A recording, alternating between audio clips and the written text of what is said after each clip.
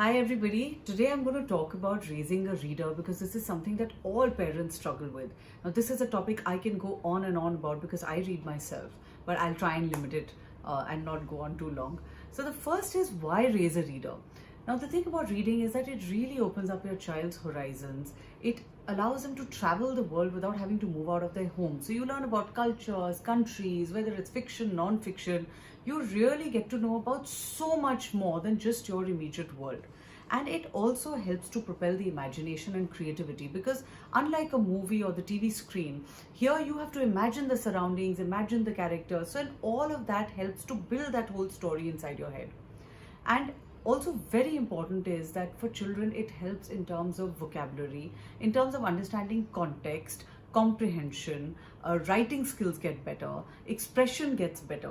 And then not only in English or any other language, even later in their workspace, whether it is reports or presentations, I feel a person who reads and has had this habit of reading from an early age, that whole process of reading, understanding, assimilating, and then being able to express, it becomes so much a part of the personality that overall your writing and expression and ease of reading becomes better through your entire life.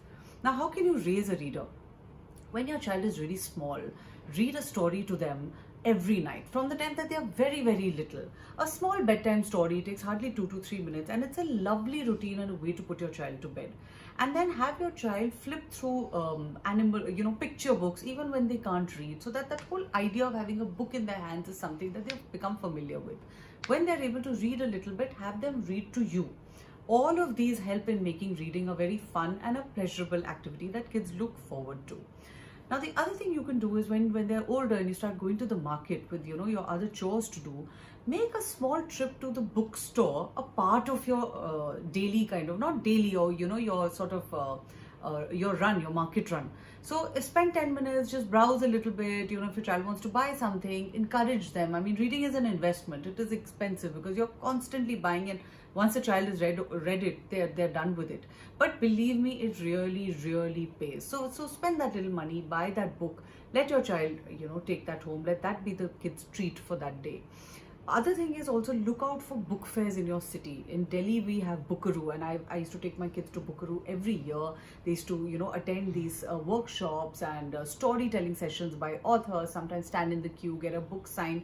It's a very nice, thrilling experience, and it's a lovely way to see the whole world of books come alive in front of you.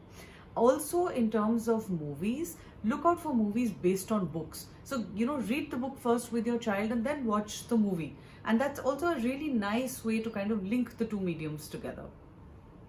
The other thing is, get your children also to write. It could be short stories, it could be, a small little novel in itself. Now there are a lot of good websites where they can go design it also themselves. They can go write the book on these platforms itself, and that also kind of helps to build the love of reading.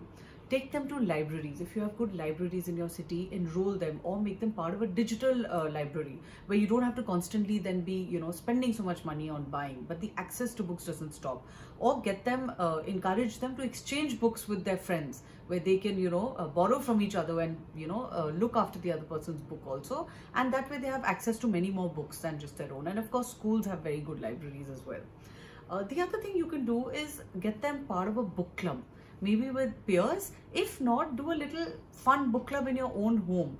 So when my daughter was older and became, a teenager, sometimes there was a book that she would read and I said, okay, I'll also read it with you. So I would also read it after she was done, and then we would discuss it. So it was a nice way to see her perspective, what she understood from it, and for her to see, my perspective, and for us to have that discussion. It was a good way to spend time, a good way to bond as well. The other thing you can do is something that a lot of schools do, which is called having a time for DEAR, drop everything and read. So in our house, our night time is a reading time. We all get into bed and then we're all reading for that 10 minutes or 15 minutes. And of course, I don't have to stress this, anymore. Children will read when they see you read. So whether you're reading the newspaper, whether you're reading a book, when kids see a parent read, this is something that they will automatically pick up. They will also know that this is the parent's me time. This is the time when the parent doesn't want to be disturbed. And similarly, they will then start demanding that time for themselves. And when they are reading, you will also then not disturb them. One more thing I have seen, and in fact I'm guilty of this myself, is not to be judgmental about the kind of books your child picks up to read. So my younger child, for example, just did not take to Enid Blyton.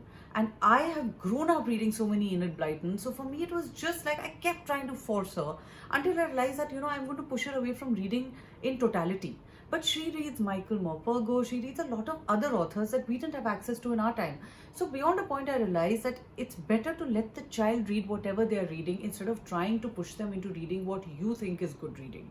And the last point that I would like to say is also that, encourage your child to read other genres. Sometimes your child might read one genre and not like it and forsake books in totality. But there are so many other genres. So talk to them about other genres, get them books about other genres, and you never know, they might take to that.